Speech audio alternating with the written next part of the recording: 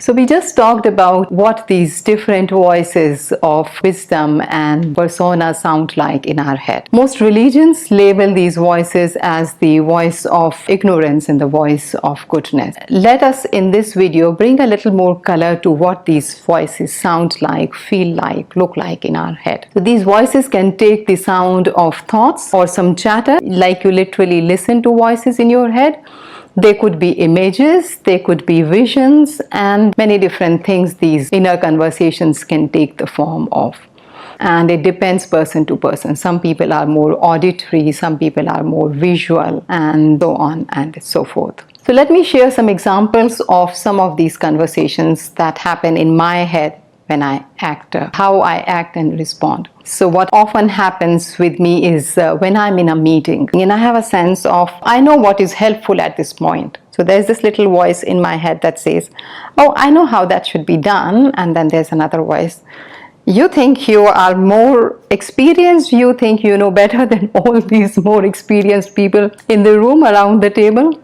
And I stay quiet.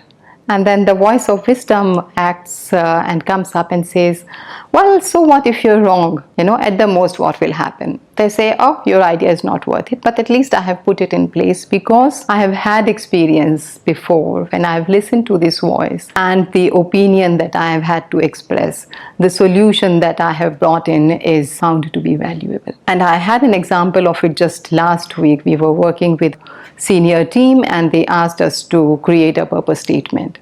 And there was this artist in the room who was creating the drawing from listening to whatever the team had said.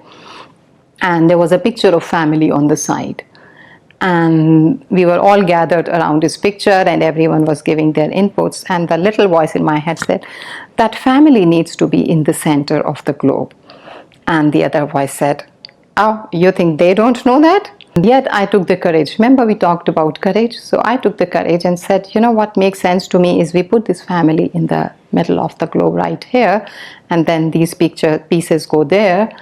And the moment I said that, it was like something shifted in the energy, and they said, that makes sense because the client has been saying all through, and that's what we want our purpose to be, is to have the family at the center of their whole new branding. And I said in that moment because I chose to quieten down the voice of fear. And we have that experiences. I have experience when sometimes I'm in a room and I see someone not speaking to me, and I'm like, oh my God, what did I do? Do I do something wrong?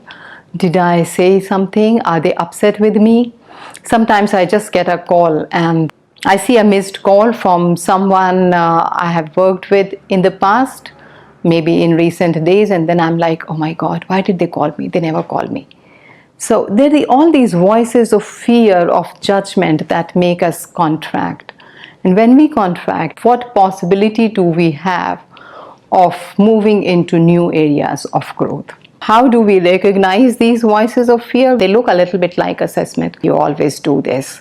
They always say that. I have a very funny example which happens to me every time, even today. When I open my bag, if I'm looking for something, the moment I open my bag or I look at the table and I can't find it, my first response inside my head is, I lost it.